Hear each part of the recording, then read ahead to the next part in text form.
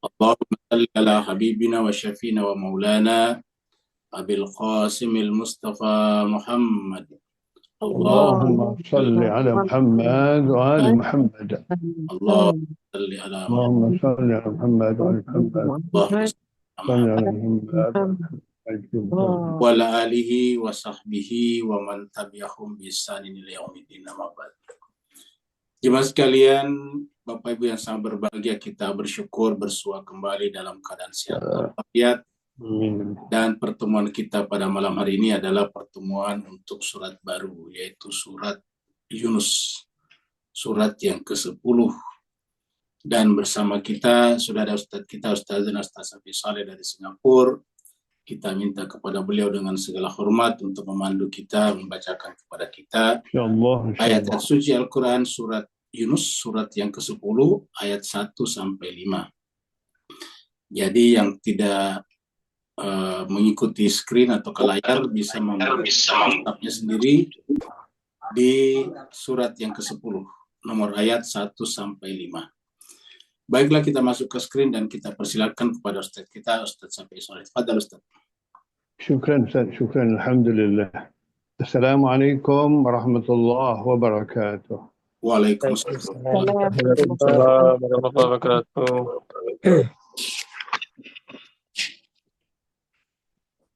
أعوذ بالله من الشيطان الرجيم. بسم الله الرحمن الرحيم.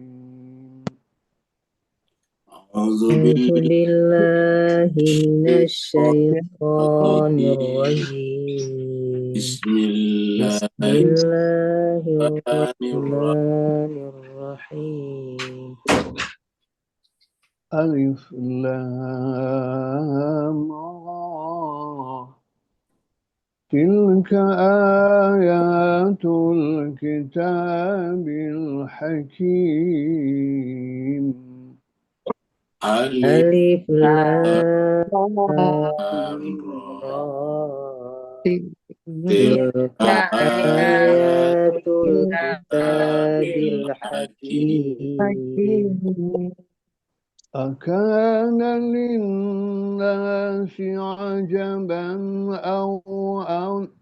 أن أوحينا إلى رجل منهم أكان للناس عجبا أن أوحينا إلى رجل منهم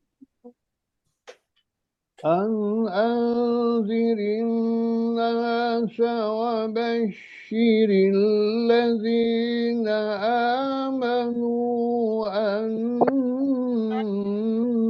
لهم أن أنذر الناس وبشر الذين آمنوا أن لهم قدم صدق عند ربهم أن لهم قدم صدق عند ربهم. قال الكافرون إن هذا لساحر مبين.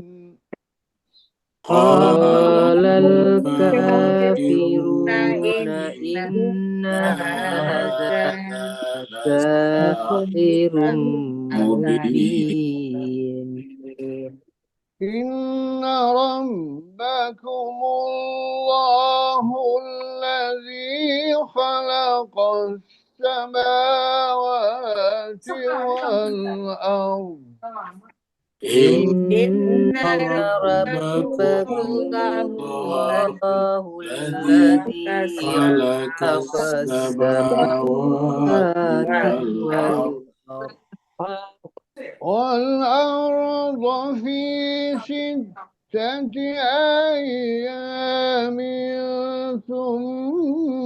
استوى على العرش والأرض في ستة أيام أيام ثم استوى استوى على على العرش العرش يدبر الأمر ما من شفيع إلا من بعد إذنه يدبر الأمر ما من شفيع إلا من بعد إذنه ذلكم الله ربكم فاعبدوه أفلا تذكرون ذلكم الله الله ربكم فاعبدوه أفلا أفلا تذكرون إليه مرجعكم جميعا وعد الله حقا إليه مرجعكم مرجعكم جميعا جميعا وعد وعد الله الله حقا حقا إنه يبدأ الخلق ثم يعيده ليجزي الذين آمنوا إنه إنه يبدأ الخلق ثم ثم يعيده يعيده ليجزي ليجزي الذين آمنوا وعملوا الصالحات بالقسط وعملوا الصالحات الصالحات بالقسط والذين كفروا لهم شراب من حميم وعذاب أليم والذين كفروا لهم شراب من حميم وعذاب أليم وعذاب أليم بما كانوا يكفرون وعذاب أليم بما كانوا يكفرون هو الذي جعل الشمس ضياء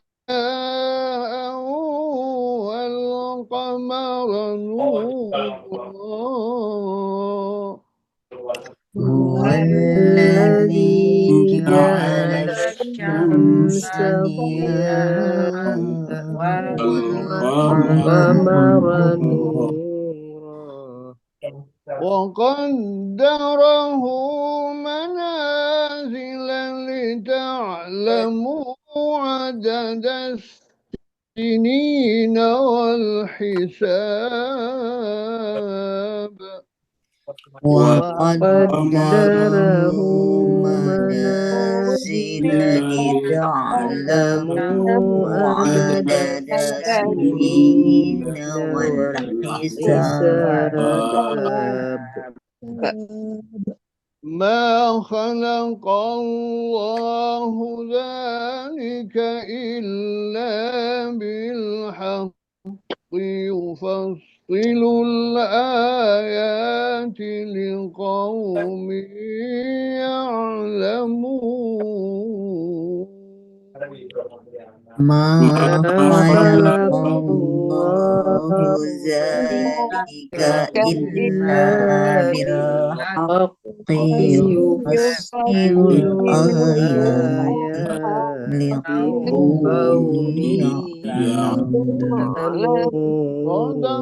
الله العلي العظيم.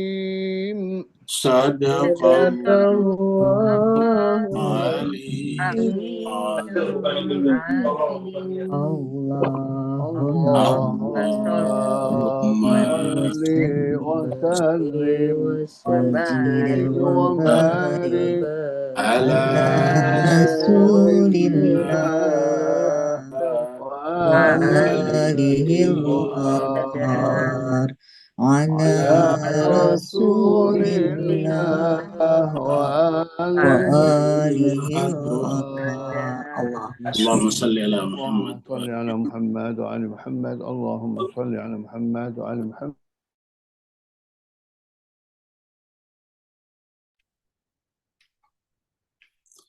Mewakili seluruh jemaah dimanapun berada, kita semuanya mengucapkan, mengaturkan terima kasih, syukran katsira kepada Ustadz kita, Ustadz Safi Saleh dari Singapura.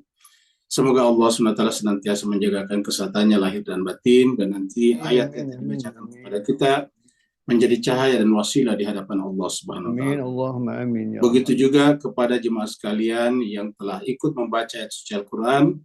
Semoga ayat-ayat tadi menjadi sebab Allah SWT mencatatkan kita semuanya untuk ditempatkan di kalangan para nabi dan rasul, dan nanti menggabungkan kita semuanya bersama dengan Rasulullah dan keluarganya suci di Amin. satu tempat atau telaga di surga yang namanya Al-Haud. Kita mulai sekarang surat baru, yaitu surat Yunus, Nabi Yunus alaihi salatu wassalam. Surat yang ke-10, jadi 10, 11, 12, dan 14 nantinya itu adalah nama-nama Nabi.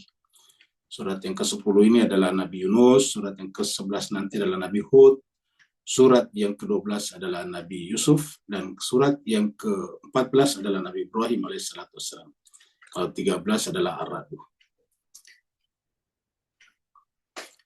Surat Yunus ini adalah nomor urutnya surat nomor 10. Kemarin kita selesai surat yang ke-9, surat At-Taubah. Sebelumnya surat Al-Anfal, surat yang ke-8. Sebelumnya lagi surat Al-Araf, surat yang ke-7. Sebelumnya lagi surat Al-An'am yang ke-6 dan seterusnya. Sekarang kita surat yang ke-10 Yunus, yaitu maksudnya Nabi Yunus. Kemudian turunnya surat ini di Mekah, jadi ini Makkiyah.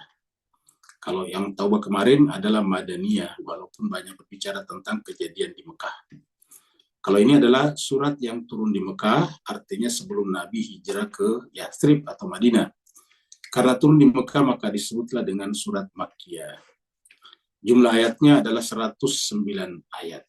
Di 109 ayat ini sekitar 22 kali, sekitar 22 kali pertemuan, ya, karena 100 itu 110. 22 kali pertemuan, jadi sekitar sampai 10 awal Ramadan, ya 10 pertama Ramadan kita akan bahas ini nantinya. Kita sampaikan bahwa hari ini adalah hari Jumat, dan versi Muhammadiyah di Indonesia itu hari Sabtu depan sudah berpuasa kalau versi Muhammadiyah. Kalau versi negara masing-masing kita tunggu dari negara atau dari kerajaan masing-masing. Kita mulai dari ayat yang pertama. Ayat yang pertama adalah surat ayat muqatta'ah, ayat huruf-huruf muqatta'ah, tapi bersambung dengan ayat ya yang ini ya. Kan biasanya ini berdiri sendiri. Kalau ini enggak, ini berdiri sendiri, tidak berdiri sendiri. Ini langsung ke sini. Ya, mari kita mulai. A'udzubillahi minasyaitonirrajim. Bismillahirrahmanirrahim. Alif lam ra. Tilka ayatul kitabil hakim. Jadi bacanya alif lam ra. Ya, kenapa? Karena namanya huruf muqatta'ah. Huruf muqatta'ah itu adalah huruf yang dibaca satu-satu, terpisah. Muqatta itu artinya terpotong-potong, terpisah-pisah. Ya. Jadi baca alif, lam, ro. Jadi kalau terpisah-pisah seperti itu, tidak boleh disambung. Kalau seperti ini kan disambung. Tilka misalnya, ini kan disambung. Tidak dibaca ta, lam, ka, kamu gitu. Kalau ini enggak dibaca satu-satu. Kenapa? Karena namanya muqatta. Jadi muqatta itu artinya dibaca satu persatu, terpotong-potong. Alif terpisah dari lam terpisah dari ra. Kalau ini enggak, taknya tidak terpisah dari lamnya tidak terpisah dari ka, karena ini satu kata. Tilka bacanya. Ini adalah satu kata yang artinya ini atau itu. Ya. Kalau ini tidak ada artinya secara lugawi, tapi ada maknanya. Ingat, arti dan makna berbeda. Kalau arti itu adalah sesuatu yang diinginkan oleh kata tersebut. Seperti misalnya makan. Makan itu punya arti. Artinya adalah memasukkan sesuatu ke dalam mulut kita, itu namanya makan. Itu yang terkandung pada kata makan. Tapi kalau makna, bisa beda. Makan misalnya bisa bermakna menipu, bisa juga. Makan bisa juga bermakna korupsi. Ya. Banyak lagi yang lain. Makan bisa bermakna melakukan perbuatan yang haram atau yang ilegal. Ya. Jadi dengan demikian itu makna bisa banyak, tapi yang namanya arti biasanya itu tidak banyak. Ya. Jadi lebih banyak makna daripada artinya. Nah, di sini kita sudah sampaikan alif lam ra ini adalah huruf muqatta'ah. Secara bahasa tidak ada artinya karena tidak ada kata yang namanya alif lam ra atau al atau dibaca ar, nggak ada. Ya, jadi alif lamnya bukan alif lam ma'rifah, ra-nya juga bukan satu kata, ya sehingga dikatakan ar, nggak begitu. Tapi ini adalah bukan kata dan karenanya tidak punya arti, tapi punya makna. Maknanya kita sudah bahas dulu waktu pertama kali kita membahas huruf muqatta di pertama kali, yaitu surat Al-Baqarah. Karena begitu kita selesai baca Al-Fatihah, masuk Al-Baqarah itu dimulai dengan huruf muqatta, yaitu alif lam mim. Ya, di sana adalah alif lam mim. Surat Al-Imran juga alif lam mim. Nah, kalau di sini adalah alif lam ra. Begitu juga. Kalau di ayat lain itu biasanya ini terpisah, berdiri sendiri. Ya, ini berdiri sendiri, ini satu ayat, baru ini menjadi ayat kedua, ini tempat lain. Contohnya kita lihat di sini. Ya. Kita ambil surat Al-Baqarah misalnya sini ya. Nah, ini dia alif lam mim berdiri sendiri di sini. Kita lihat sini. Alif lam mim ini angka satu, nomor satu, ini nomor satu ya. Baru zalikal kitabu, ini ayat 2. Begitu juga misalnya Ali Imran ya. Alif lam mim ini adalah berdiri sendiri. Baru kemudian ayat 2-nya Allahu la ilaha illahu dan seterusnya. Kita lihat lagi misalnya surat yang ke-7 ya ini. Surat yang ke-7 ini berdiri sendiri juga. Alif lam mim shad. Alif lam mim shad. Ya, ini adalah muqatta juga. Ini berdiri sendiri. Maka kemudian ini menjadi ayat 2-nya, kitabun unzila ilaika fala yakun fi sadrika dan seterusnya. Jadi itu ada beberapa surat yang itu berdiri sendiri, berdiri sendiri muqatta'anya ya. Kita misalnya lihat di sini ya. Kita misalnya surat Maryam nih ya. Ini juga berdiri sendiri. Ka ha ya ain shad, ini lebih panjang lagi, ini ada 5 nih. 1 2 3 4 5 Ka 1 ha 2 ya 3 sampai 5 ya. Nah, ini pun baca satu-satu, ka ha ya ain shad. Ini juga berdiri sendiri ya. Dzikru rahmati rabbika abdahu Zakaria nomor 2 dan sebagainya. Begitulah seterusnya, kebanyakan berdiri sendiri ya. Kita lagi misalnya ya surat yang bila misalnya surat Luqman juga kayak di sini ya. Luqman juga alif lam mim berdiri sendiri, baru tilka ayatul kitabil hakim ya, begitu. Nah, jadi jemaah sekalian berbahagia tuh banyak yang berdiri sendiri. Nah, sedangkan di dalam ayat ini atau di dalam surat ini, surat Yunus, itu tidak bersambung ke sini. Nah, inilah yang biasa menyebabkan terjadinya perbedaan jumlah ayat dalam Al-Quran. Jadi perbedaan jumlah ayat dalam Al-Quran dari satu ulama ke ulama yang lain, itu bukan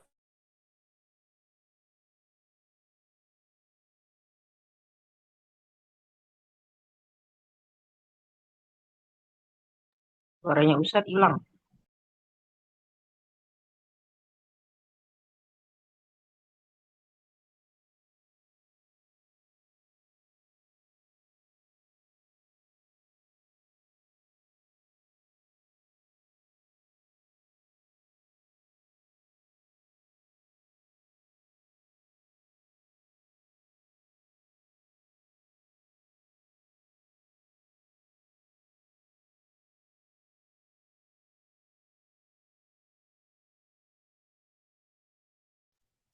Bapak Ibu sekalian, mohon maaf tadi lagi disconnect ya, jadi terpental keluar. Ya, kita teruskan lagi. Jadi kita ulangi tadi bahwa makanya ada perbedaan di kalangan ulama jumlah ayat dalam Al-Quran. Bukan berarti beda ayatnya, tetapi cara menghitungnya. Satu, ada yang menganggap ini berdiri sendiri. Kenapa? Karena seperti tadi surat-surat yang lain berdiri sendiri semuanya kan. Jadi ada yang menganggap ini ada yang penomoran yang kurang tepat. Karena ini kan penomoran belakangan, ingat. Penomoran Al-Quran itu belakangan. Dulu pada zaman pertama kali dibuat, pada zamannya Utsman bin Affan, itu tidak ada nomornya. Yang ada cuma tanda-tanda kayak begini. Nah, dikasih nomor-nomor kayak gini itu Ini belakangan. nggak ada, Pak.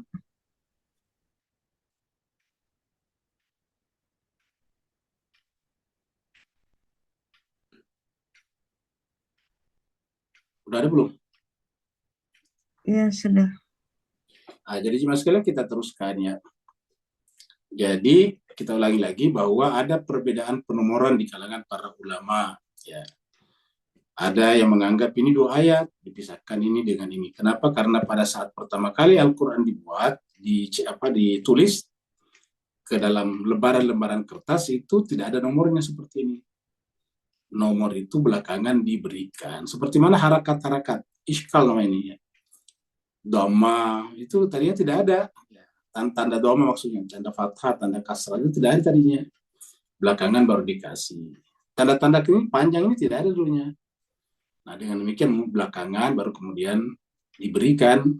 Konsekuensinya ada perbedaan pendapat dalam penomoran. Jadi karena saya biasa dengarkan ada ustadz mengatakan kok bisa terjadi perbedaan, kan harusnya tidak perlu. Nah, gampang sekali dihitung ya.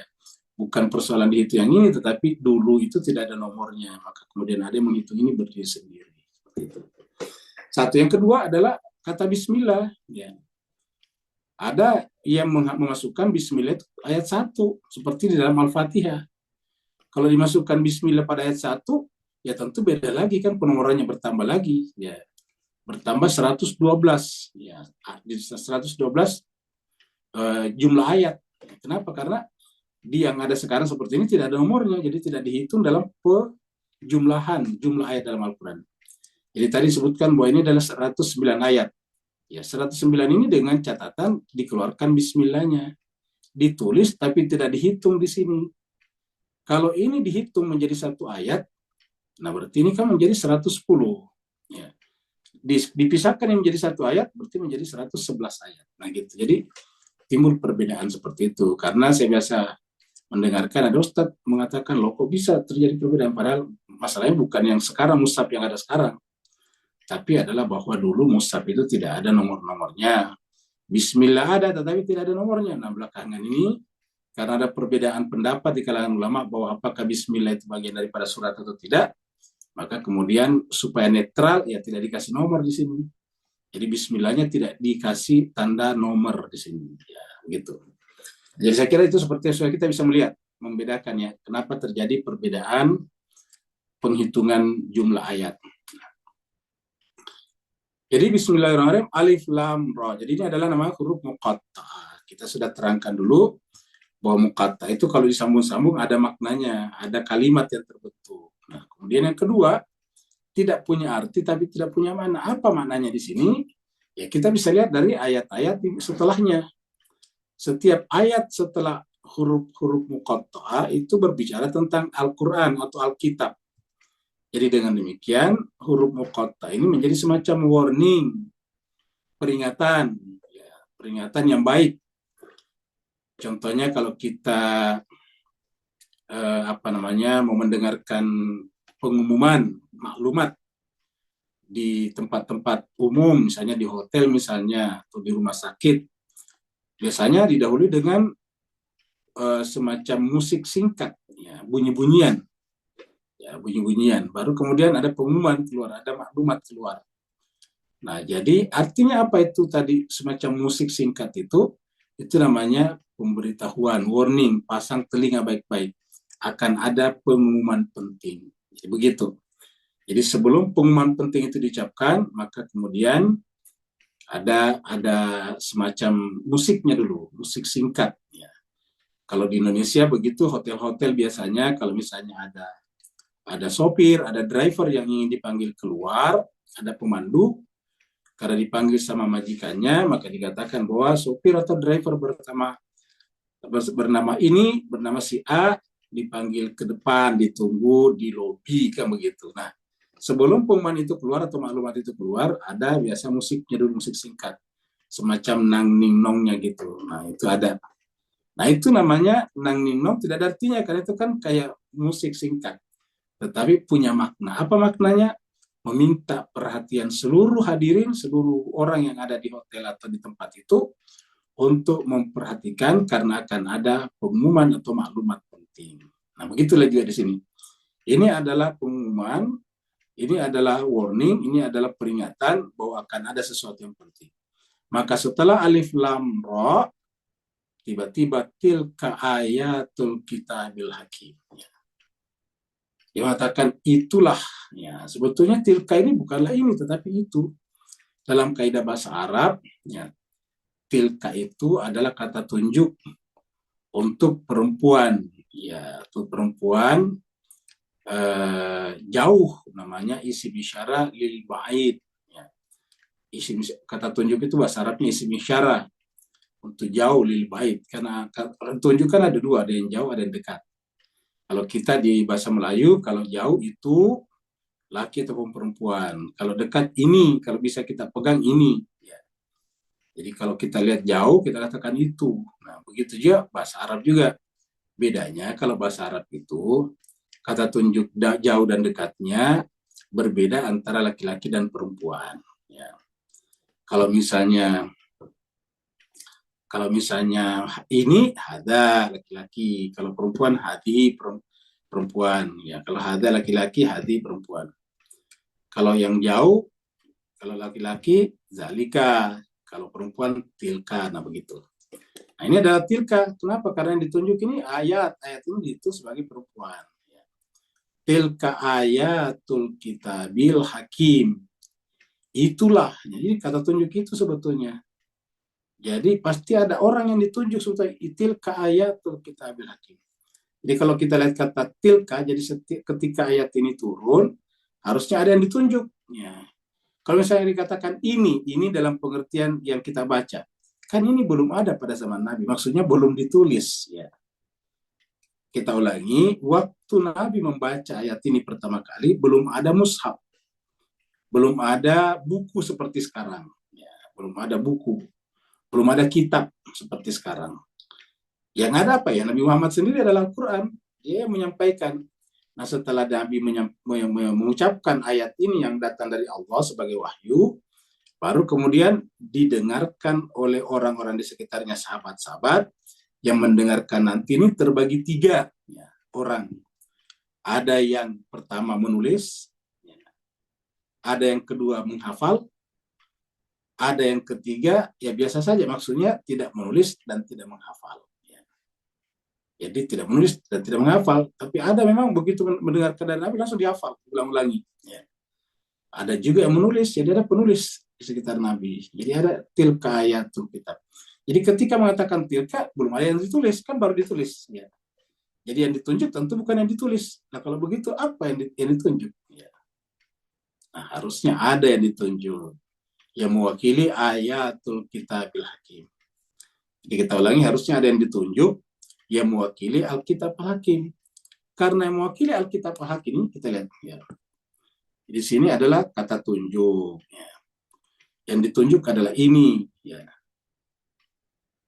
Jadi di sini ada 2 kalimat sebetulnya, ada 2 namanya di sini komponen. Ini adalah kata tunjuknya, ini adalah yang ditunjuk. Ya. Kalau dalam bahasa Arab, ini adalah subjeknya, subjek, ini adalah predikatnya, ini adalah bahasa Arabnya mubtada'nya, ini adalah khabarnya, khabar ya. Jadi menunjuk tilka ayatul kitabil hakim, itu adalah ayat-ayat Alkitab Al-Hakim. Nah, ketika ditunjuk harusnya ada representasinya. Jadi, dan bisa dipastikan terlepas siapapun orang itu, bahwa orang itu pasti adalah pasangan Al-Quran. Karena apa? Ditunjuk sebagai ayat-ayat kitab suci Al-Hakim. Coba lihat, orang itu pertama adalah Alkitab, artinya Alkitab yang berjalan. Yang kedua adalah penuh hikmah, arif, bijaksana. Ya, arif, bijaksana. Ya, jadi dia adalah arif. Al-Hakim itu arif, penuh dengan kearifan, hikmah. Al-Hakim itu adalah memiliki hikmah. Dan kalau hikmah itu adalah tidak pernah melakukan keburukan. Ya. Dan ini diterjemahkan juga Kementerian Agama hikmah. Coba kita lihat. Ini adalah terjemahkan hikmah. Biar menyolok, kita kasih warna biru ya. Ini hikmah. Ya. Ini juga di sini hikmah juga nih ya. Ya. Nah, kata hikmah menggunakan kata hikmah juga. Ya. Nah, di dalam Al-Quran itu, kalau hikmah itu kebajikan, ya, tidak ada keburukannya. Di dalam surat Al-Baqarah dikatakan, yu'til hikmata may yasha wa may yu'tal hikmata faqad utiya khairan katsira wa may yadzakkaru illa ulul albab. Jadi Allah memberikan hikmah kepada siapa yang dikehendaki, dan siapa yang diberikan hikmah oleh Allah faqad utiya khairan katsira, maka sungguh diberikan kepadanya limpahan kebaikan, kebajikan yang banyak. Khair itu lawannya apa? Syar. Khair itu lawannya syar, buruk. Ya. Jadi artinya siapa yang dapatkan hikmah, dia orang itu pasti tidak punya keburukan. Ya, terjaga dari keburukan namanya. Itu namanya adalah hikmah. Dicontohkan lagi secara personal dalam Al-Quran. Luqman itu dia bukan nabi, bukan rasul. Tapi dia berikan dalam Al-Quran. Dan pengabadian Allah terhadap Luqman dalam Al-Quran itu adalah pengabadian yang sangat positif. Tidak disebutkan keburukannya. Disebutkan sebagai memberikan pengajaran, menyampaikan agama kepada anaknya, Luqman kepada anaknya. Nah, siapa itu Luqman? Kata Al-Quran, dalam Al-Quran dikatakan, walaqad ataina Luqman al-hikmata. Sungguh kami telah memberikan kepada Luqman al-hikmah. Jadi, walaqad ataina Luqman al-hikmata. Sungguh kami telah memberikan kepada Luqman al-hikmah. Jadi berikan hikmah. Jadi dia adalah, kalau hikmah itu yang maha hikmah, nah itu adalah Allah Hakim. Jadi sebutkan bahwa tilka ayatul kitabil hakim. Jadi Alkitab ini adalah Al-Hakim, ya. Dan yang ditunjuk itu adalah ayat-ayat daripada kitab ini.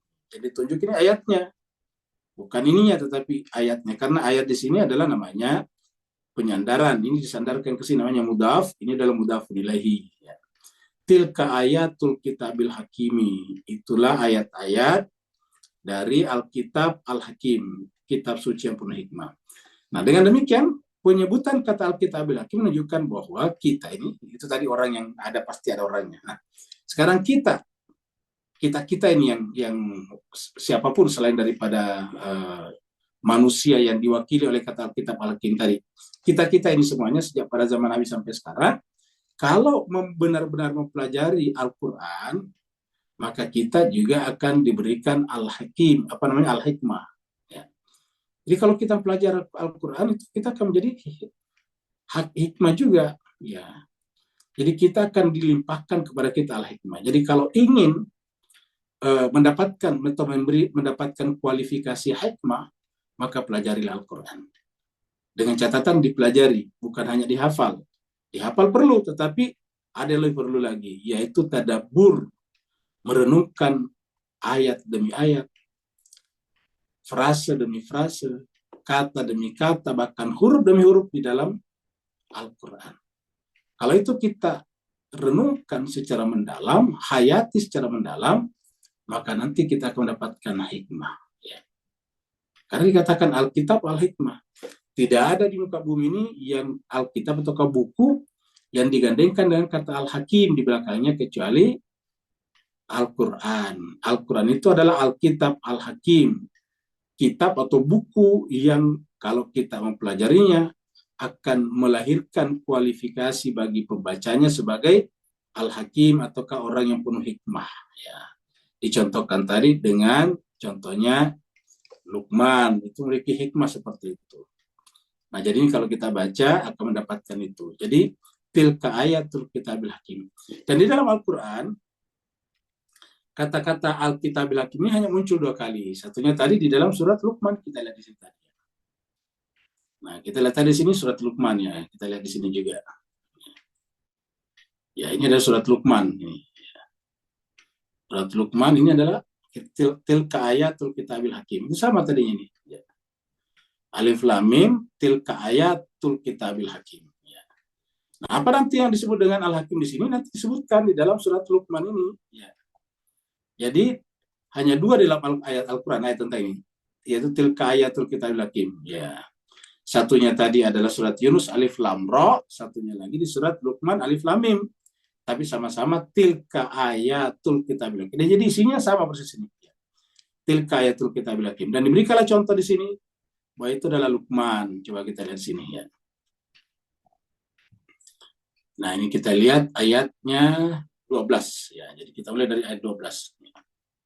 Ini di ayat 12. Pas di ayat 12 Allah berfirman, "Walaqad ataina Luqmanal hikmata."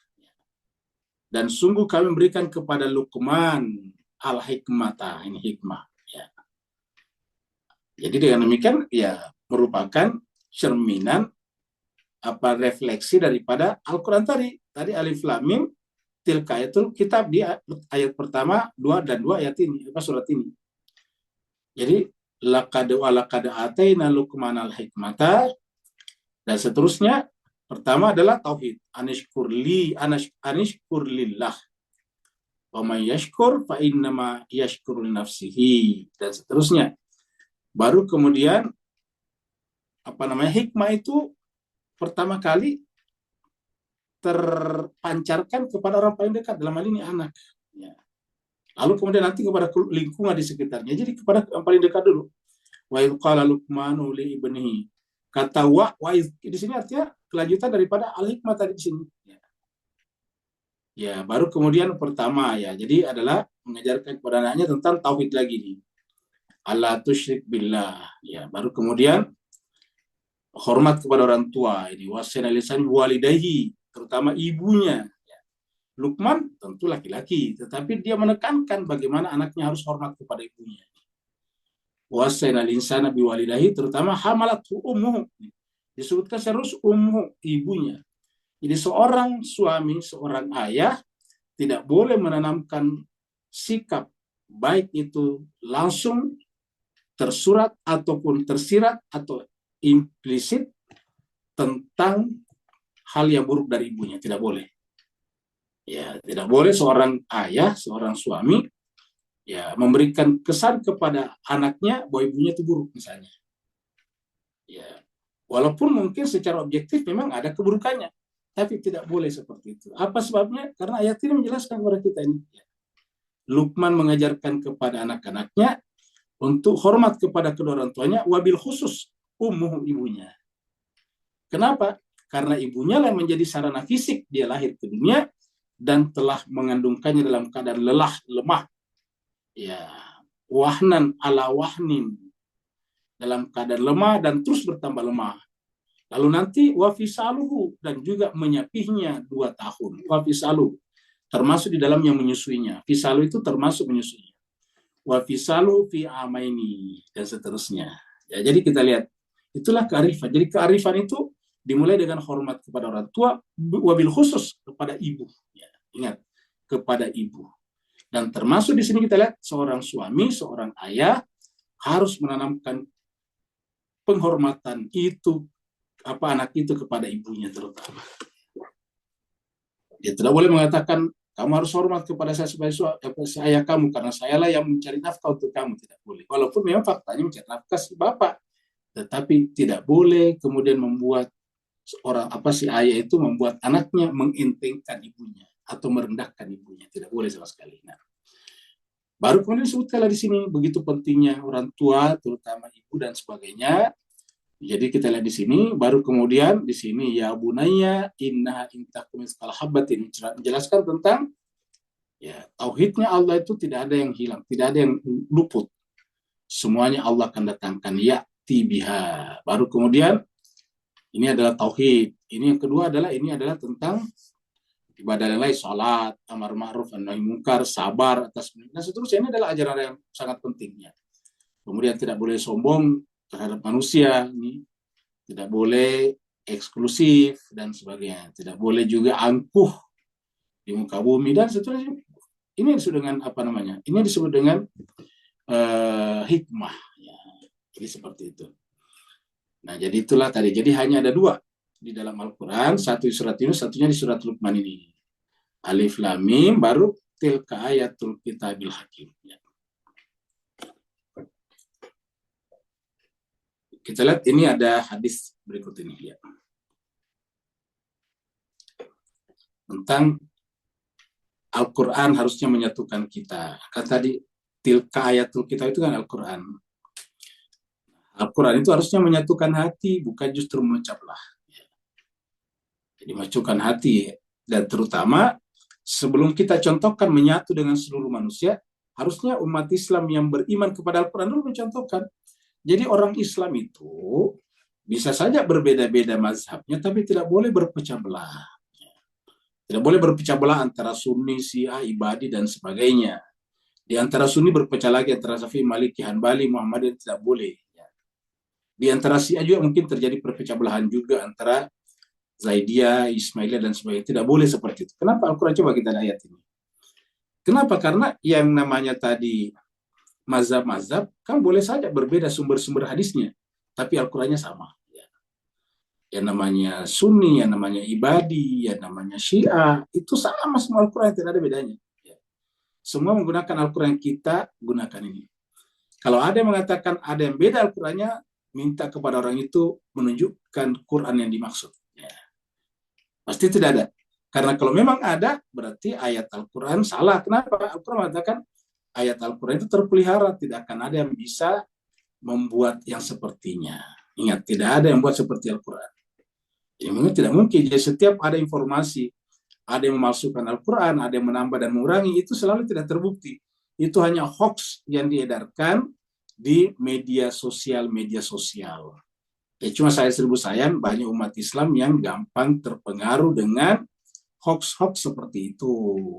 Ya. Nah, maka kita lihat sini. Ya. Ini adalah hadis dari siapa ini?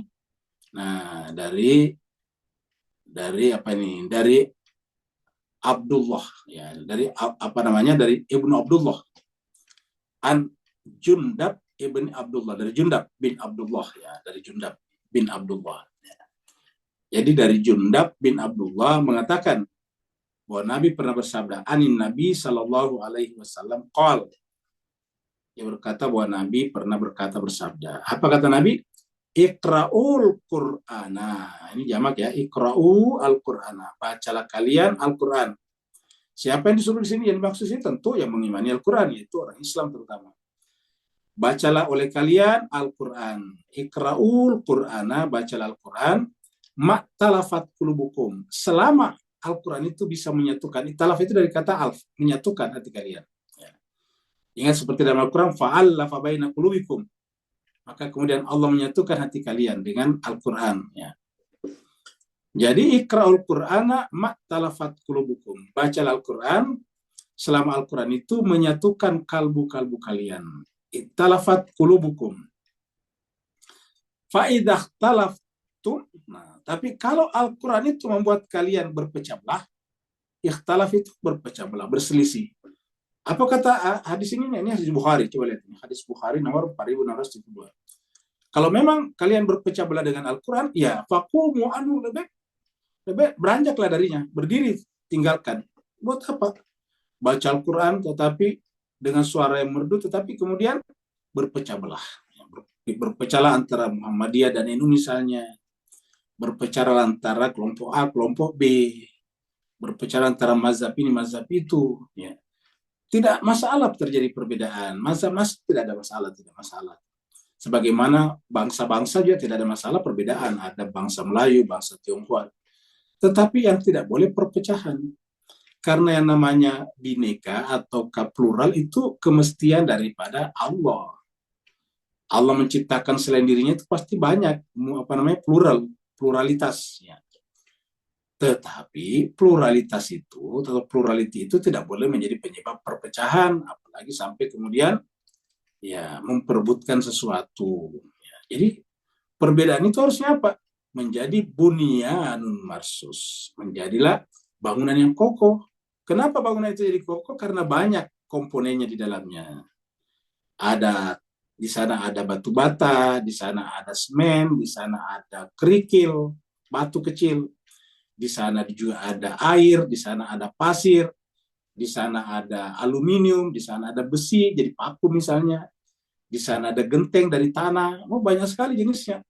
Banyak jenis, tetapi karena bahu-membahu, menempatkan dirinya pada tempatnya masing-masing, akhirnya menjadilah bangunan itu sangat bermanfaat bagi kita manusia.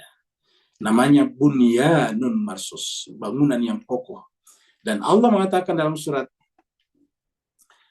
Al-Quran, surat As-Saff itu, innallaha yuhibbul ladzina yuqatiluna fi sabili saffan ka'annahum bunyanun marsus. Jadi sungguhnya Allah mencintai, innallaha yuhibbul ladzina, mencintai orang-orang yang yuqatiluna fi sabilillah, berjuang di jalan Allah, ka'annahum bunyanun marsus. Saffan, berbentuk saf, yang safnya itu seperti bangunan yang kokoh. Innallaha yuhibbul ladzina yuqatiluna fi sabili saffan ka'annahum bunyanun marsus. Ya. Seperti mana bangunan yang kokoh. Jadi harus bersatu padu. Ya. Kalau kemudian kita bikin kelompok-kelompok terlalu berpecah, ya untuk apa? Jadi kalau begitu kelompok-kelompok boleh selama bisa membantu. Nah, sayang. Nah, itu kelompok-kelompok itu menciptakan gap-gap. Misalnya kalau kita pengurus NU, bisa nggak jadi pengurus Muhammadiyah? Nah, biasanya tidak boleh kan begitu. Lebih keras antar kelompok-kelompok Islam daripada perusahaan. Kalau perusahaan boleh, saya boleh jadi komisaris di perusahaan A, komisaris juga di perusahaan B, komisaris juga di perusahaan C. Saya boleh memasukkan modal saya di perusahaan A, boleh juga di perusahaan B. Sehingga nanti kalau ada rapat pemegang saham, di A saya diundang dan saya datang.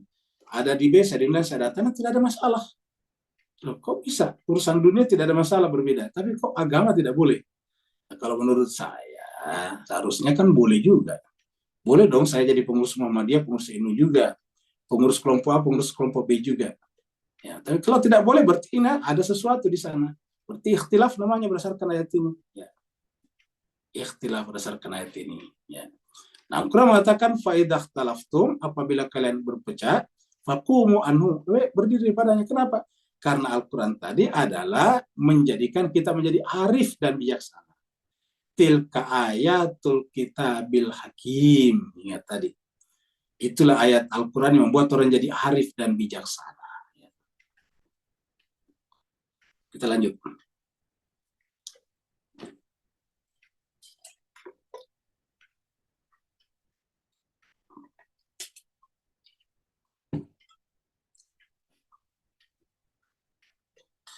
Akana linnasi ajaba an auhayna ila rajulin minhum an andirin nasa wa basyiril ladina amanu anna lahum qadama sidqin inda rabbihim. Akana linnasi, ya. Apakah ada manusia? Apakah ada pantas bagi manusia? Ajaban itu takjub, heran. An auhayna, bahwa kami mewahyukan ila rajulin, kepada seseorang. Jadi kalau kemudian Allah mewahyukan kitab suci atau apalah namanya wahyu kepada seseorang di antara kita manusia, tidak perlu heran sebetulnya. Ya kenapa? Memang Allah itu kan pencipta seluruh segala-galanya.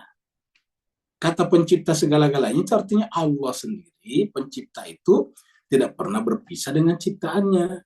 Jadi Khalik itu tak pernah berpisah dengan makhluknya. Makhluk boleh kehilangan kesadaran terhadap Khaliknya, seperti manusia bisa kehilangan kesadaran kepada Khaliknya. Tapi Khalik tidak mungkin kehilangan kesadaran kepada makhluknya. Ya, Allah mengatakan wa ma ana bigafilin. Saya tidak pernah gafil, lalai terhadap makhluk. Jadi tidak mungkin Allah gafil, lalai. Ya, kalau kita manusia bisa lalai, ya. Tetapi Allah tidak mungkin lalai dari makhluknya. Jadi konsep dasarnya bahwa yang namanya Khalik memang tidak pernah berpisah dengan makhluknya. Jadi dimanapun ada makhluk, pasti ada Allah di sana. Ya, seperti itu. Nah, itu yang kedua, mengenai wahyu. Nah, karena wahyu ini menyangkut masalah yang lebih tinggi, yaitu pengetahuan yang paling tinggi, maka tentu hanya diberikan kepada makhluk yang bisa berpengetahuan. Ya, satu. Yang kedua, kepada manusia mana? Kepada manusia yang hatinya bisa tersimpan wahyu. Kenapa? Wahyu itu adalah pengetahuan yang suci, yang tidak ada kekurangan dan kesalahan di dalamnya, maka otomatis hanya boleh Allah berikan kepada manusia yang juga suci hatinya. Jadi tidak perlu heran sebetulnya. Maka dikatakan akan alinasi ajaban an auhayna ila rajulin minhum. Apakah pantas bagi manusia untuk heran bahwa kami, kata Tuhan, mewahyukan kepada seseorang di antara mereka? Ya. Tidak pantas. Seperti mana misalnya kita juga berbeda-beda dalam pengetahuan. Ada yang hebat sekali dalam matematik tuh. Ada, kalau matematik itu luar biasa, di luar seperti di luar kepala. Ya. Tapi ada juga di antara kita yang kalau matematik itu berat sekali. Ya. Ada di antara kita yang kalau seni hebat sekali. Lagu-lagu dihafal semuanya. Bukan hanya dihafal teksnya, liriknya, tetapi juga dihafal intonasinya, lagu-lagunya, ya, seperti itu. Ya, jadi mereka hafal. Memang ada orang di situ, masing-masing punya kelebihan. Ada orang yang mungkin biasa saja dalam seni, biasa juga dalam matematik, tapi hebat dalam olahraga. Jadi seperti itulah. Nah, begitulah kita, Mas. Jadi sebetulnya manusia itu punya kelebihan-kelebihan. Jadi ada juga manusia yang kelebihannya itu adalah karena hatinya suci, bisa berhubungan langsung dengan langit, dengan Allah Subhanahu wa taala. Nah, jadi tidak perlu heran kata ayat ini. Justru Tuhan berkata, apakah pantas orang heran kalau kami wahyukan kepada seseorang di antara manusia yang tugasnya itu adalah andirin nasa, untuk memberikan peringatan kepada manusia. Ya. Jadi tugasnya memberikan peringatan kepada manusia. Ya. Jadi orang ini, ya, memberikan peringatan kepada manusia. Wa basyiril ladzina amanu anna lahum qadama sidqin 'inda rabbihim. Nah, karena ini orang ini memberikan peringatan kepada manusia An-Nas, maka manusia nanti ini terbagi dua. Ada yang mengimani wahyu ini, ya. Jadi ada yang mengimani wahyu ini, ada yang tidak. Jadi ada yang mengimaninya ini, ya. Ya, nanti ada yang mengimaninya dan ada juga yang mengingkarinya ini, ya. Jadi ada yang mengimani nanti wahyu ini, ada yang mengingkarinya, kafir kepadanya. Yang mengimani nanti terbagi dua juga, sekedar mengimani, yang kedua memperdalam dan mengajarkan kurang lebih beda lagi. Ya. Nah, begitu ya, nanti yang kafir ini terbagi dua juga. Ada yang cuma sekedar menolak, ada menolak dan agresif melawannya. Nah, itu ada dua macam juga. Nah, jadi andirin nasa, lelaki ini atau orang ini memberikan peringatan kepada manusia, maka manusia terbagi dua, ada yang beriman dan ada yang kafir. Apa kata Allah terhadap yang beriman ini? Wa basyiril ladzina amanu, dan berikanlah kabar gembira kepada orang beriman, anna, bahwa sungguhnya lahum, bagi mereka, qadama sidqin 'inda rabbihim, bahwa sungguh mereka mendapatkan kedudukan yang tinggi di situanya, kedudukan yang benar, qadama sidqin. Qadama itu adalah kedudukan yang tinggi di sisi Tuhannya. Qadama sidqin 'inda rabbihim. Jadi mendapatkan perlakuan yang baik, ya. Qadama sidqin kita artikan perlakuan yang istimewa di hadapan Tuhannya, ya. Di sekitar Tuhannya. Nah, ini kan juga berbeda lagi dengan yang lain tadinya. Jadi perbedaan-perbedaan ini wajar, dan ini adalah sebagai usaha dari masing-masing kita. Sebagai cara kita merespon apa yang datang dari luar diri kita. Qalal kafir, sebaliknya qalal kafirun, berkata orang kafir, inna hadza lasahirun mubin. Nah, terhadap Al-Quran tadi yang kami wahyukan ini, kenapa disebut kafir? Karena justru menganggap ini adalah sihir. Ya. Ini adalah lasahirun mubin. Kenapa disebutnya sihir? Karena mereka tidak bisa bikin, ya, maka mereka mengatakan ini sihir. Kalau sihir itu kan adalah simsalabim. Sihir itu kan tidak melalui proses penalaran biasanya kalau sihir. Nah, karena mereka tidak bisa membuat atau tidak bisa terima kalau ada manusia yang bisa menerima wahyu seperti ini, nah, dan mereka juga tidak mampu menemukan cacat dan kekurangannya, maka mereka mengatakan ini adalah sihir yang nyata. Cuma itu tuduhan mereka, sihir yang nyata. Nah, dengan demikian sebetulnya kita tidak boleh takjub kepada bahwa ada orang yang kita takjubi, atau yang kita takjub adalah suratnya, apakah ayatnya, wahyunya sebetulnya. Bukan pada orangnya, kalau orangnya bisa saja. Tapi yang kita takjubi apa? Al-Qur'annya. Kenapa? Luar biasa isinya. Benar-benar mujizat. Bisa menceritakan segala hal yang luar biasa, yang substansi dalam kehidupan kita. Al-Quran tidak pernah berbicara tentang tema-tema yang remeh-temeh. Tidak pernah bicara tentang tema-tema yang cetek. Yang dibicarakan adalah tema-tema yang mendasar, yang substantif, ya, bagi kehidupan manusia. Itu Al-Quran. Nah, dengan demikian yang kita takjubi adalah Al-Qurannya sebetulnya. Ajaib ini kan takjub. Makanya kita katakan takjub itu kepada Al-Qurannya, ya, bukan kepada orangnya. Tidak perlu kita heran kepada orangnya. Yang heran adalah Al-Quran kok bisa hebat begitu, benar begitu. Nah, coba kita lihat di sini. Surat Jin misalnya, kita lihat ini, Jin ketika datang belajar kepada Nabi. Bismillahirrahmanirrahim. Qul, ini ayat 1 surat Jin. Surat Jin itu surat 72 ini. Ya. Bismillahirrahmanirrahim. Qul uhiya ilayya. Katakanlah, uhiya ilayya, diwahyukan kepada saya. Maksudnya ini Nabi. Katakanlah Muhammad bahwa diwahyukan kepada saya. Annahu, bahwasanya istama anafarun, ada sekelompok minal jin, dari kalangan jin. Ingat. Berarti apakah Nabi mengetahui langsung jin itu? Berdasarkan ayat ini, wahyu, ingat. Jadi bahwa ada jin-jin yang berkumpul mendengarkan Al-Quran dibacakan Nabi, itu Nabi tahu karena ada informasi dari Allah, ini ya diwahyukan. Ya. Jadi kalau Nabi saja butuh wahyu, bagaimana masa ada orang biasa seperti kita bisa berhubungan dengan jin? Nah, coba lihat ini. Ya. Katakanlah Muhammad, ya diwahyukan ilayya kepada saya. Jadi informasinya dari Allah. Itu kan informasi dari Allah melalui wahyu. Anau, bahwasanya istama anafarum minal jinni, bahwa ada sekelompok dari kalangan jin yang istama, yaitu menyimak, mendengarkan Al-Quran dibacakan. Faqalu, lalu mereka berkata, jin-jin itu berkata, inna, sungguhnya kami sami'na Qur'anan ajaba. Jadi ingat, Qur'anan ajaba, bukan rajulannya ajaba, tetapi Qur'anan ajaba. Quran itu yang luar biasa, menakjubkan. Kenapa? Karena tidak pernah menemukan seperti itu. Jadi jin-jin saja yang kerjanya seperti lebih cepat daripada internet karena tidak terikat ruang waktu itu, artinya gerakannya luar biasa. Dia mengatakan Quran itu luar biasa, Qur'anan ajaba. Jadi inna sami'na Qur'anan ajaba.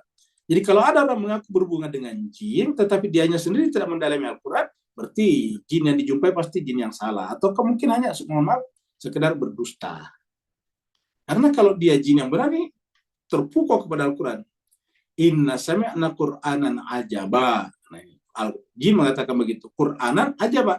Nah, kalau tadi di sini adalah justru rajulinya yang ajaba. Ya, jadi yang tadi di sini ajaba, ini yang ajabah di sini adalah justru rajulannya tadi.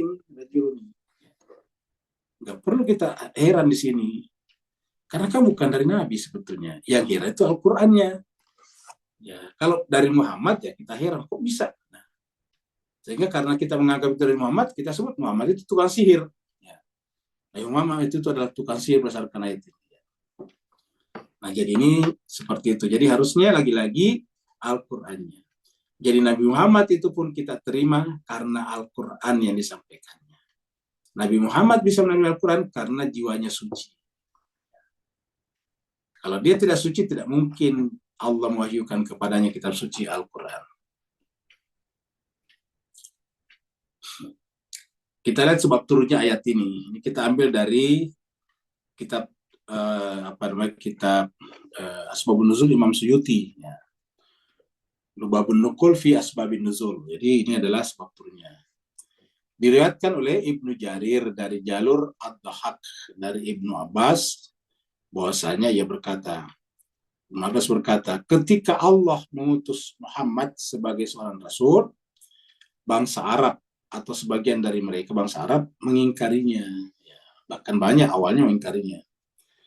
Mereka berkata maksudnya yang mengingkari itu berkata, Allah sangat agung hanya untuk mengangkat seorang rasul dari kalangan manusia. Artinya bahwa masa Allah yang begitu agung hanya mengangkat satu orang saja. Kenapa tidak diangkat yang lain? Masa cuma Muhammad doang, Muhammad saja, kan begitu. Allah itu sangat maha kuasa, maha agung. Masa Tuhan hanya mampu mengangkat satu orang, dan kurang lebih begitulah. Jadi masa Allah hanya mengangkat satu orang Muhammad, kenapa tidak mengangkat yang lain? Ya, gitu. Kenapa hanya Muhammad? Jadi ini hanya klaim sepihak Muhammad saja. Dan klaim itu bagi mereka bertentangan dengan kebesaran Allah. Karena kalau Allah maha besar, harusnya bisa mengangkat yang lain. Nah, jadi cuma sekian serbagia, lupa kalau pengangkatan seorang rasul itu beda dengan pengangkatan yang lain. Misalnya Allah menciptakan cacing, Allah juga menciptakan manusia, kan sama makhluk. Tapi beda tingkatannya. Artinya Allah maha agung, maka dia bisa ciptakan cacing, bisa ciptakan manusia. Tetapi kalau wahyu beda. Kalau wahyu ini kan pengetahuan yang letaknya di jiwa. Seperti itu. Ya. Maka Allah SWT menurunkan firman-Nya. Patutkah menjadi heran. Itu tadi, ayat ini tadi. Akana linnasi ajaba an auhayna. Jadi apakah patut bagi manusia? Juga menurunkan, dan kami tidak mengutus sebelum Muhammad, melainkan seorang laki-laki. Itu juga. Setelah Allah berkali menunjukkan hujah kepada mereka, jadi Allah melalui kitab sucinya menunjukkan hujah, argumen kepada mereka, mereka pun berkata, kalaupun manusia, maksudnya kalau memang yang diutus Allah itu adalah manusia, maka harusnya bukan hanya Muhammad, selain Muhammad tentu lebih berhak juga menerima risalah tersebut. Kan kita semuanya sama-sama manusia, makhluk Tuhan. Kenapa cuma Muhammad? Kenapa tidak pada saya misalnya? Gitu. Nah, turunlah ayat, dan mereka juga berkata, mengapa Al-Quran ini tidak diturunkan kepada yang besar, orang besar, kaya dan berpengaruh? Kenapa diturunkan kepada seorang yang dari lahir sudah yatim piatu? Karena dalam pandangan mereka itu, dan mungkin juga banyak di antara kita seandainya hidup pada saat itu, Muhammad itu orang sial. Kenapa orang sial? Coba lihat. Belum lahir, mati bapaknya. Setelah lahir, mati ibunya, coba.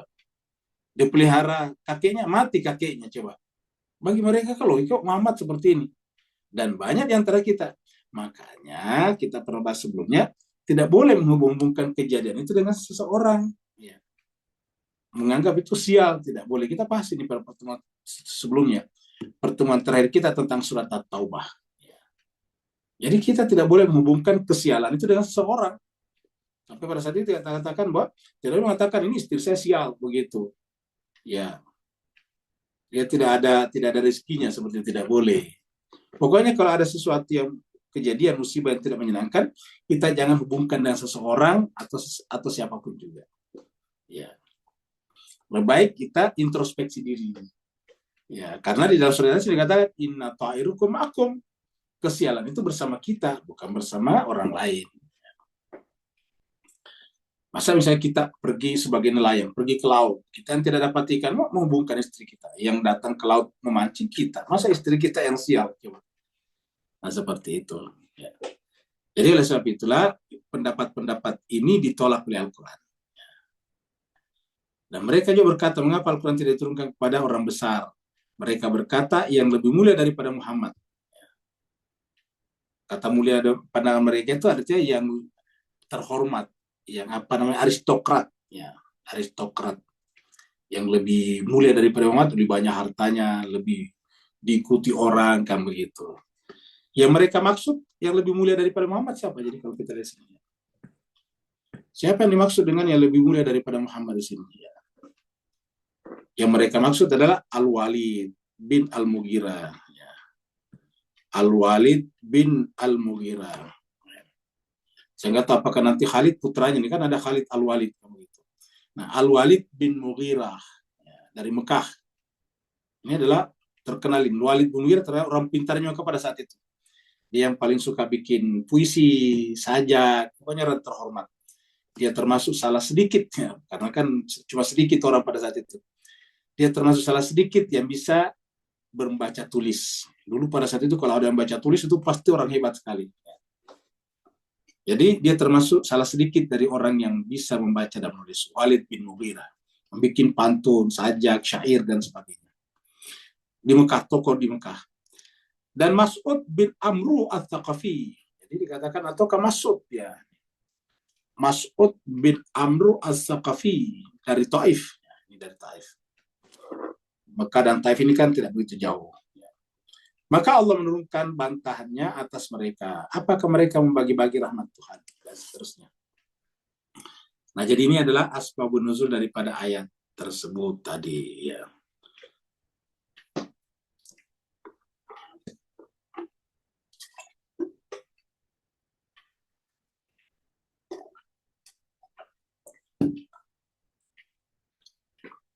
Inna rabbakumullahu alladhi khalaqas samawati wal ard fi sittati ayyam. Sesungguhnya Rabbakum Tuhan kalian itu adalah Allah.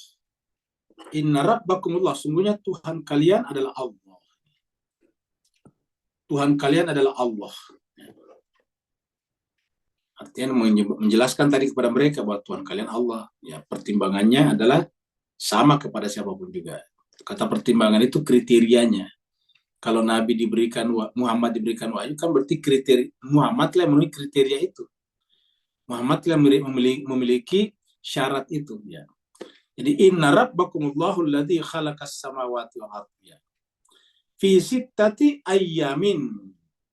Allah Tuhan kalian menciptakan langit dan bumi fi sittati ayyam. Sittati ayyam. Ya. Kenapa menggunakan kata sitta 6 di sini ayam? Ya. Karena menjelaskan bahwa begitu dia makhluk, dia berproses. Dia butuh ruang waktu. Kata-kata sita itu kan bilangan. Ya. Kan menunjukkan ada waktu di sana. Kalau kita mengetuk, tuk, tuk, tuk, ya, tuk pertama 1, tuk kedua. Nah, itu yang terjadi detik. Detik menjadi menit, menit menjadi jam, jam menjadi hari, dan begitu. Jadi pasti ada. Jadi fisik tati ayam, begitu dia menjadi makhluk, maka dia terikat oleh waktu, maka ada bilangan 6 misalnya di sini, dan di sini bentuk jamak daripada yaum ayam. Fisik tati ayamin. Ya. Jadi sungguhnya Tuhan kalian adalah Allah, dialah yang menciptakan langit dan bumi, fisik tati ayamin. Ya.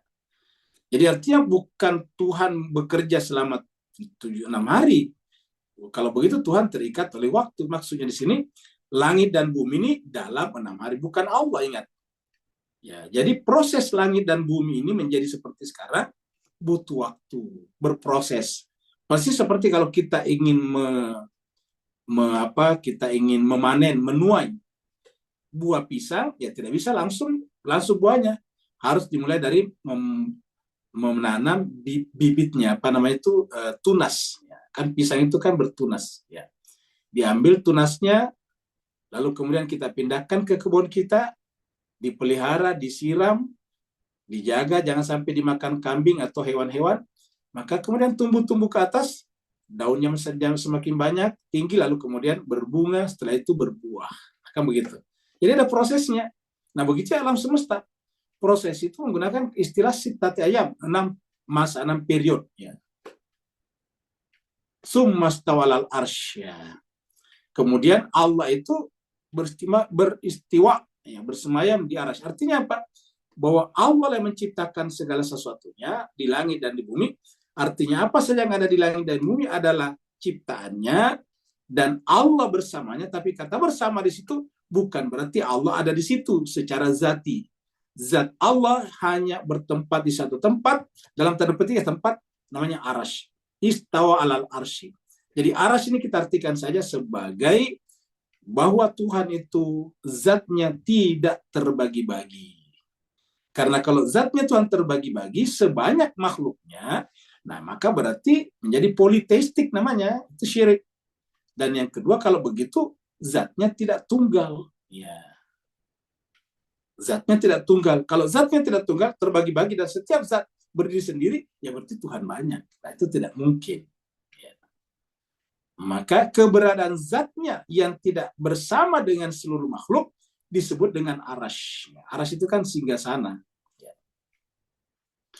Summastawa alal arsy. Ya. Yudabbirul amra, tapi dia yang mengatur seluruh amr. Kenapa al-amra? Karena Tuhan itu punya dua, lahul khalqu wal amru.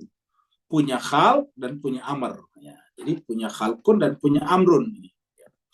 Allah punya khalq dan punya amr. Itu bisa kita baca di ayat lain surat Al-Araf. Lahul khalqu wal amru. Allah punya khalq dan punya amr. Amr adalah hukumnya, khalq adalah ciptaannya yang berbentuk sesuatu, materi. Ya. Baik materi kasar seperti benda padat ataupun yang halus seperti udara. Itu adalah, atau bahkan yang sangat kecil seperti atom-atom dan sebagainya. Kesimpulannya Allah yang mengatur urusan itu. Jadi setiap benda, setiap khalq itu pasti ada hukumnya yang menyebabkan benda atau sesuatu itu eksis pada dirinya. Kalau hukum itu tidak terpenuhi, dia tidak akan eksis pada dirinya. Hukum pisang tidak terpenuhi, dia tidak menjadi pisang. Hukum batu tidak terpenuhi, dia tidak akan menjadi batu. Hukum nikel tidak terpenuhi, dia tidak akan jadi nikel. Hukum awan tidak terpenuhi, dia tidak akan jadi awan. Hukum air tidak terpenuhi, tidak akan jadi air. Begitulah seterusnya. Nah, dengan demikian ada air dan ada hukum air. Ada langit dan ada hukum langit. Ada tumbuh-tumbuhan pokok-pokok dan ada hukum pokok-pokok tadi. Jadi ada dua, khalq dan amarnya Allah SWT. Dan apa yang terjadi pada khalq tergantung pada amar. Dan Allah mengatakan yudabbirul amra. Allah lah yang mengatur itu al-amr, yang menyebabkan muncul di sini. Ya. Maka dikatakan lahul khalqu wal amru. Yudabbirul amra ma min syafi'in illa min ba'di idnihi. Nah, tapi intinya adalah di antara manusia ini bertingkat-tingkat, sebagaimana juga benda-benda di sekitar kita bertingkat-tingkat. Jenis hewan itu bertingkat-tingkat, mulai daripada yang di laut, kemudian ada yang merayap, naik turun ke laut, namanya amfibi, lalu kemudian tinggal di darat juga bertingkat-tingkat. Ada yang merayap, ada yang sudah mulai jalan dengan kaki, dan seterusnya. Ada yang terbang seperti burung, macam-macam juga. Itu bertingkat-tingkat. Manusia juga bertingkat-tingkat. Tingkatan-tingkatannya berbeda-beda berdasarkan jiwanya. Nah, jiwa Nabi adalah jiwa yang paling tinggi, dan karenanya dialah berhak memberikan syafaat nantinya. Ma min syafi'in, tidak ada yang bisa berikan syafaat.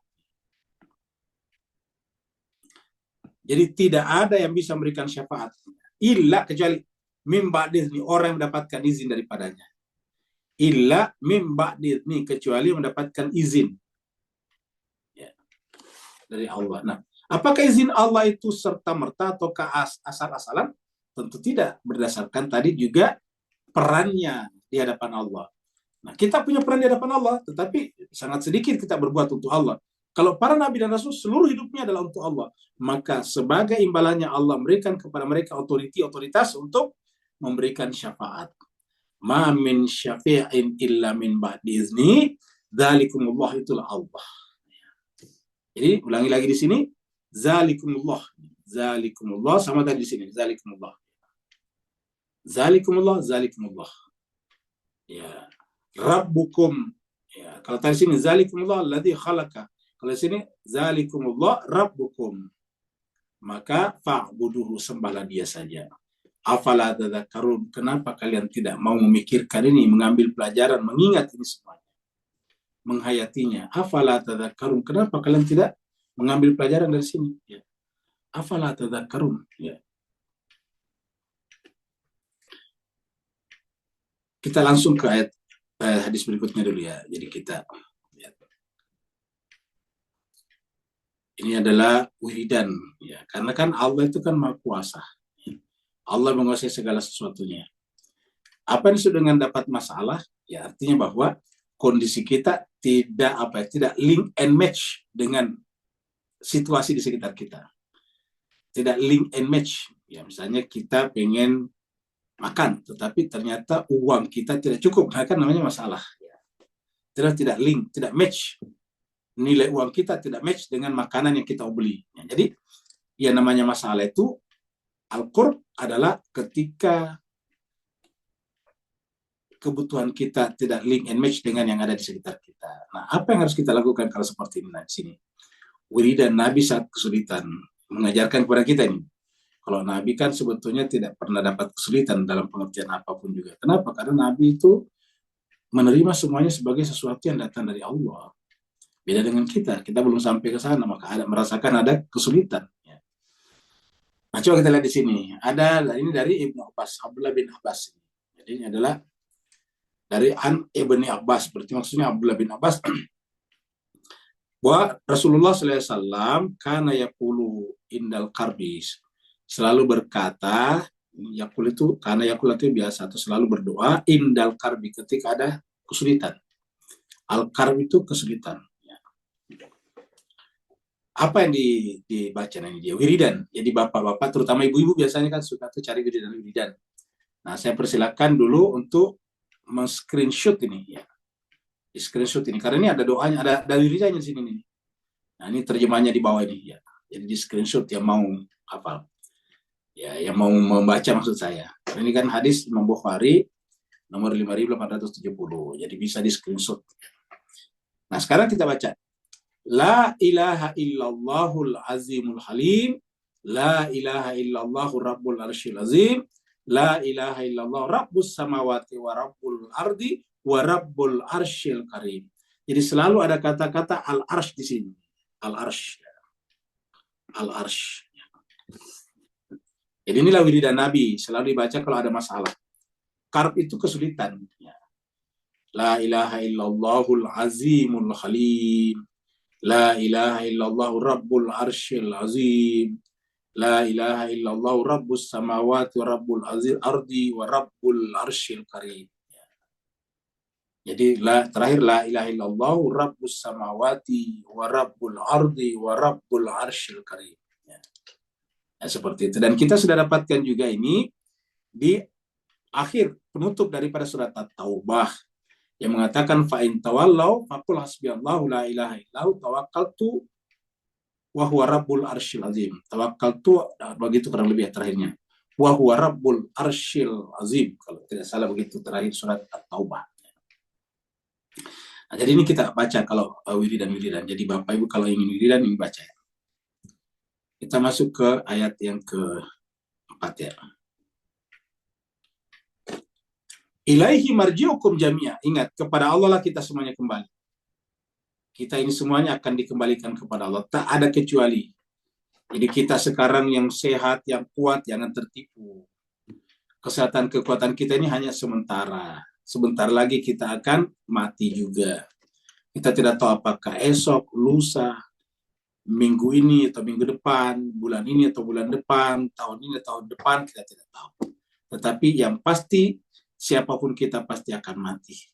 Dan membayangkan kematian itu jemaah sekalian, bayangkanlah bahwa tubuh kita ini nantinya yang seperti ini akan luntur, luruh, hilang, menyatu dengan tanah. Yang tersisa untuk sementara hanyalah tulang belulang kita saja. Karena tulang belulang lebih lama hancurnya daripada kulit dan daging kita. Ya. Jadi itu yang terjadi jemaah sekalian. Jadi yang kita banggakan, yang kita selalu bercermin di depan kaca, yang kita selalu belikan baju, pakaian, dan sebagainya, ini akan hilang. Akan masuk ke dalam tanah. Ya. Kita semuanya akan mengalami ini. Ilaihi marji'ukum jami'a. Kata ini jami'a, semuanya. Ya. Tanpa kecuali. Nabi saja meninggal. Padahal Nabi itu disebut dengan kekasih Allah, teman Allah. Nabi itu disebut dengan Khalilullah, Ruhullah, Habibullah. Banyak sekali istilah-istilah Nabi itu. Ya. Nabi Ibrahim disebut dengan Khalilullah, Nabi disebut dengan Ruhullah, Muhammad kita disebut dengan Habibullah, dan seterusnya. Tetapi mereka juga mati, meninggal dunia. Ilaihi marji'ukum, kepada Allah lah kalian akan dikembalikan semuanya. wa'dallahi haqqan, dan ini pasti benar. Kata-kata wa'dallahi haqqan artinya tidak ada yang terkecualikan di sini. Ya. Kalau Nabi Isa sekarang belum mati, dia akan datang dan akan mati juga. Ya. Wa'dallahi haqqan, Allah, janji Allah benar. Di tempat lain dikatakan janji Allah tidak pernah ingkar. Innallaha la yukhliful mi'ad. Allah tidak pernah ingkar janjinya. Ya. Kenapa? Karena kita semuanya dalam proses. Prosesnya mana ini dia? Innahu, sungguhnya dia Allah, yabda'ul khalqa, dia menciptakan makhluk, khalq, tsumma yu'idu, kemudian dia mengulanginya lagi. Artinya berputar. Lama-kelamaan kita jadi tua, mati, yang jadi besar anak kita, cucu kita, begitu seterusnya. Ya, yang kemarinnya anak kita kecil, sekarang anak kita sudah mulai besar. Mulai muncul lagi yang lahir, cucu kita. Setelah kita nanti meninggal, cucu kita menjadi besar. Nanti melahirkan lagi anak. Begitulah seterusnya. Berputar-putar seperti itu. Innahu yabda'ul khalqa tsumma yu'iduh liyajziyal ladzina amanu. Kenapa digilir-gilir seperti itu?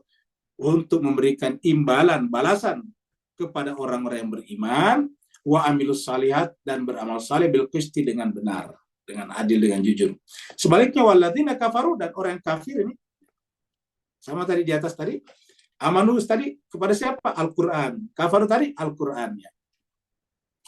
Sebaliknya orang kafaru lahum syarabun min hamimin. Nanti kalau orang kafaru minumannya adalah dari hamimin, cairan yang panas. Wa adzabun alim, dan adab yang pedih. Bima kanu yakfurun, disebabkan karena mereka ingkar. Ingkar kepada apa tadi? Al-Qur'an. Kita lihat hadisnya. Minuman ahli neraka. Ini berdasarkan hadis ini, inilah minuman ahli neraka. Ini hadis Imam Tirmizi nomor 2416, ya. Ini dari hadis, dari mana nih? Dari Syuaib. Ya, jadi namanya Amru bin Syuaib, dari kakeknya, anjaddihi, dari Nabi Muhammad, dari Nabi SAW, qala, berkata, Nabi sabda, yuhsyarul mutakabbiruna, orang-orang mutakabbir, orang-orang yang sombong itu nanti dikumpulkan yaumal qiyamah, pada hari kiamat. Amsala, perumpamanya dikumpulkan seperti apa? Dikumpulkan seperti al-dzarri, seperti semut. Kan kalau semut itu kan berkumpul ramai tuh. Jadi amsal al-dzarri, dikumpulkan mereka seperti semut. Fi suwarir rijali, dengan rupa, dengan penampakan orang. Jadi wajahnya orang, tapi badannya semut. Ya. Siapa? Karena mutakabir. Kan mereka tadinya mutakabir, sombong. Sekarang diperlihatkan dirinya kecil, seperti semut. Tetapi mukanya muka orang, muka dia sendiri. Ya ghasyahumul dzul. Kemudian mereka ditutupi, diliputi oleh adzul. Dzul, kehinaan. Min kulli makan, dari setiap tempat. Artinya semua sisi meliputi kehinaan padanya. Fayusqauna ila sijni fi jahannam. Lalu kemudian mereka diberikan minum di sana, ya. Dari apa? Yaitu dari neraka jahanam. Yusqauna ila sijni. Mereka itu yusakuna, bukan yusqauna, yusakuna. Yusakuna, mereka kemudian digiring, dibawa, ya, ila sijni, kepada penjara di jahanam. Jadi sudah di neraka jahanam, penjara pula, ya. Yusama bulas, yang diberi nama bulas, ya. Ta'luhum narul anyar. Lalu kemudian mereka di atas mereka. Artinya bahwa ditutupi mereka oleh apa? Narul anyar, api yang paling panas. Narul anyar, narnya nar. Kan begitu, narnya nar. Kalau kita terjemahkan narul anyar, narnya nar, apinya api, begitu. Apinya api kan panasnya panas, ya. Yusqauna min usarah. Mereka diberikan minum usarah, muntahan nanah, darah, ya. Ahli nar, dari ahli neraka. Tinatal khabal, yang diberi nama tina khabal. Tinatul khabali, ya, seperti tinatul khabali, ya. Inilah dia namanya. Nah, jadi inilah nanti penderitaan kita di neraka. Jadi artinya apa? Ini kita akan rasakan kalau kita sekarang tidak mendekatkan diri kepada Allah melalui kitab suci Al-Quran. Dan kalau ini sudah terjadi, tidak bisa kembali ke dunia, ya. Ini adalah ayat terakhir, ayat 5 dari surat Yunus. Huwallazi ja'ala syamsa diya'a. Dialah Allah menjadikan matahari bersinar. Dan dengan matahari bersinar, terjadi pergeseran benda-benda. Dengan matahari bersinar, ada temperatur di muka bumi. Temperatur itu tinggi di lautan menguap menjadi awan. Awan bergerak ke daratan, turun hujan, menimpa kita dan tanah-tanah yang tadinya kering. Belum lagi dengan matahari diaan menjadi bersinar, menerangi kita semuanya. Jadi dia menerangi kita, sekaligus dia memberikan temperatur, membuat terang dan menciptakan panas. Wal qamara nuran, dan ada bulan di malam hari yang menjadi cahaya. Wa qaddarahu manazila li ta'lamu adada sininal hisab. Dan bulan ini berubah-ubah, tempatnya setiap saat berubah. Manazil itu berbeda-beda mana tempatnya. Posisinya berbeda-beda setiap malam. Untuk apa? Untuk kita jadikan sebagai dasar. Li ta'lamu adada sinina wal hisab. Supaya kalian bisa mengetahui perhitungan bilangan tahun dan tanggal-tanggal kalender dan sebagainya. Jadi inilah kita semuanya menghitungkan berdasarkan alam semesta. Baik syamsiah ataupun qamariyah itu alam semesta. Jadi kita bisa menghitung hari ini hari apa, bulan ini bulan apa. Itu adalah karena ada matahari dan rembulan. Sehingga kita bisa bikin perencanaan, planning. Ma khalaqallahu dzalika illa bil haqq. Allah tidak menciptakan semuanya itu kecuali karena kebenaran. Jadi ma khalaqa. Allah tidak menciptakan semua itu illa kecuali karena kebenaran al-haq. Itu makanya dikatakan ma khalaqta hadza batila. Kalau di surat Al-Imran dikatakan ma khalaqta hadza batila. Allah tidak menciptakan ini sia-sia. Kalau di sini ma khalaqallahu dzalika illa bil haqq. Allah tidak menciptakan semuanya kecuali atas dasar kebenaran. Yufassilul ayati liqaumin ya'lamun. Allah menjelaskan ayat-ayatnya untuk siapa? Untuk mereka yang mau berpengetahuan ini, yang berpengetahuan. Jadi ingat, bagi mereka yang mau berilmu, liqaumin ya'lamun. Bagi mereka yang mau berpengetahuan. Yufassilul ayati liqaumin ya'lamun. Jadi untuk mereka yang mau berilmu saja. Hadis penutup sebelum kita berdiskusi. Keutamaan orang berilmu. Tadi kan dia liqaumin ya'lamun itu berilmu. Nah, kenapa untuk orang berilmu saja tadi itu? Ya. Liqaumin ya'lamun tadi. Nah, kita lihat di sini ternyata orang berilmu itu memang jauh lebih tinggi daripada orang yang ahli ibadah saja. Jadi kita baca dulu di sini ya. Ini adalah dari An Abi Umamah Al-Bahili. Qala. Jadi Abu Umamah Al-Bahili berkata, dzukira li Rasulillah sallallahu alaihi wasallam rajulani. Disebutkan di hadapan Rasulullah atau kepada Rasulullah sallallahu alaihi wasallam tentang rajulani, dua orang. Jadi Allah ada orang yang menyebutkan di depan Rasulullah tentang dua orang. Dua orang itu berbeda. Satu ahaduhuma abidun. Salah satu dari keduanya adalah abid. Abid itu ahli ibadah, kerjanya puasa Senin Kamis. Salatnya tidak berhenti, pagi-pagi sudah salat duha, ntar lagi salat isyraq. Matahari terbit langsung salat isyraq, tidak lama kemudian salat duha lagi. Nah, begitu seterusnya. Berpuasa dan tengah malam juga bangun. Pokoknya sampai ibadah mahdanya luar biasa. Namanya abidun. Wal akhar, dan yang lain kan tadi ahaduma, salah satu adalah abid, wal akhar, dan yang lain adalah alimun. Jadi di sini kita lihat adalah satu abidun, ini abidun, dan satunya lagi adalah alimun, orang berilmu.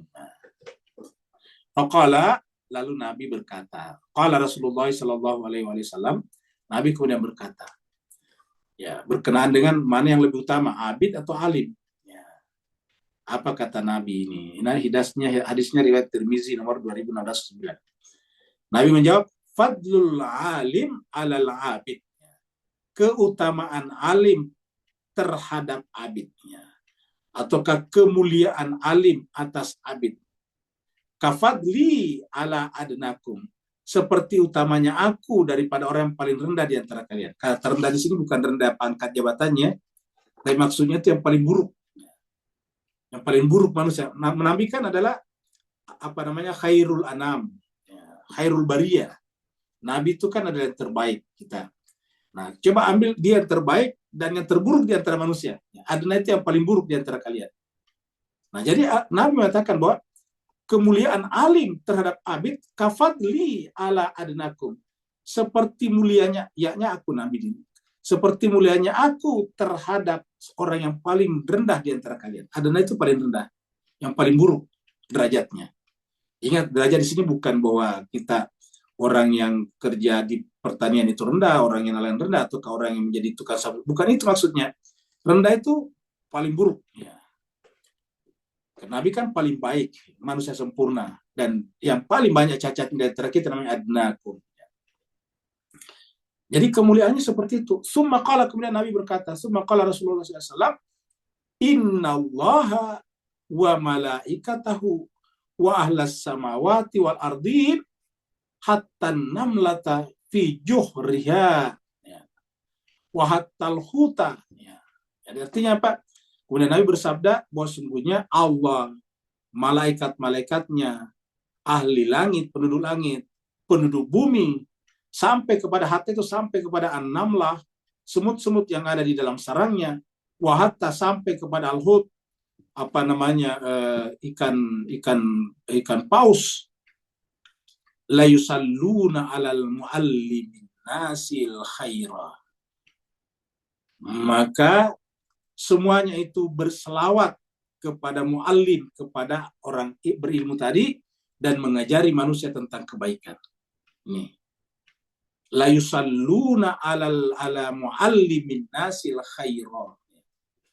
Lamnya taukid, benar-benar Allah, malaikat, penduduk langit, penduduk bumi, semut-semut di sarangnya, sampai kepada ikan-ikan paus, semuanya yusalluna. Kalau kita mengartikan yusalluna itu berselawat. Ada juga mengartikan dengan berdoa seperti di sini, mendoakannya. Saya artikan berselawat karena ini sama dengan surat 33 ayat 56.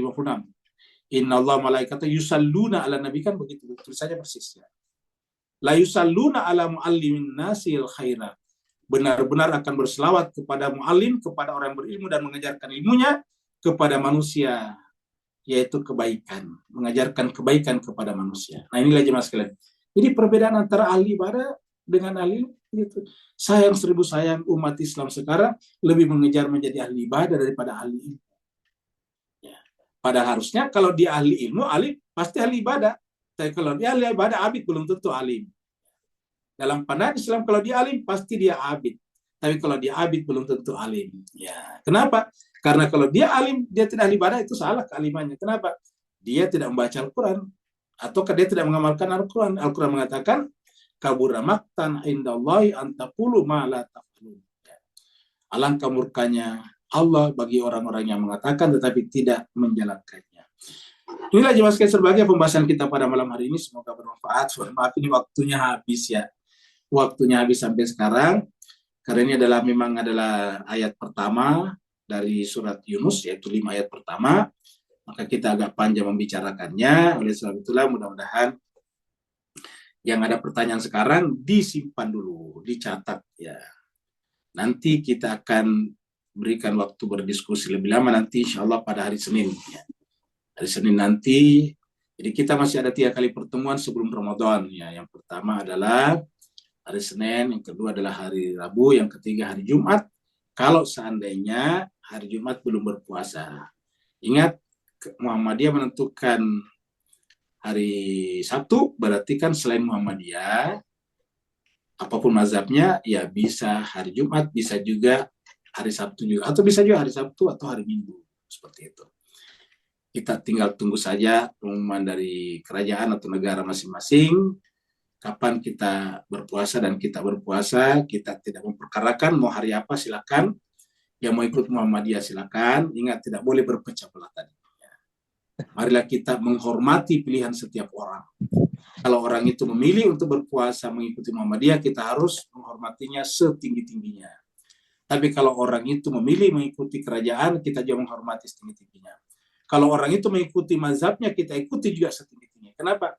Kita menghormati pilihan setiap orang, karena setiap orang toh akan kembali kepada Tuhannya dan bertanggung jawab di sana. Lana a'maluna walakum a'malukum. Kita akan masing-masing mempertanggungjawabkan amalan-amalan kita masing-masing. Terima kasih banyak. Wal afu minkum. Lebih dan kurangnya saya mohon dimaafkan. Wassalamualaikum warahmatullahi ta'ala wabarakatuh. Waalaikumsalam warahmatullahi wabarakatuh.